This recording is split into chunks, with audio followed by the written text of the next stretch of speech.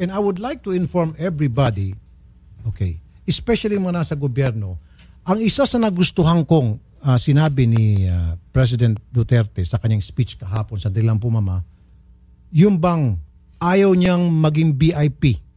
Ayaw niyang i-treat siya as somebody special. Ayaw niya yan. In fact, I talked to him before already. Ayaw niya.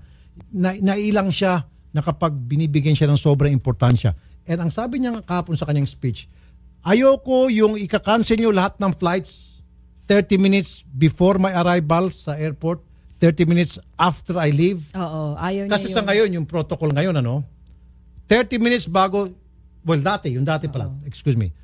Dati, 30 minutes bago dumating yung presidente ng Pilipinas kung sa amang airport, kansilado ang lahat ng flights for 30 minutes. At kung ikaw inabutan na sa ere, ikot-ikot ka for 30 minutes or i-divert yung flight mo sa ibang airport. Kasi protocol nga talaga. Wala protocol kasi ayaw maantala yung paglanding ng presidente ng Pilipinas. At 30 minutes na patapos siya makapag-take off, wala muna din pwedeng pumunta ng airport.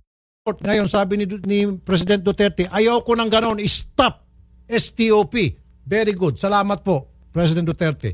Dito magpapakita talagang yung kanyang pagmamahal sa taong bayan na ayaw niya mapirwisyo ang taong bayan.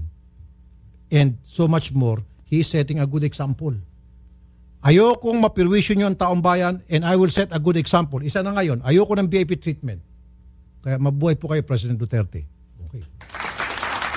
Be sure to come back. Use 5 everywhere. Copyright 2016.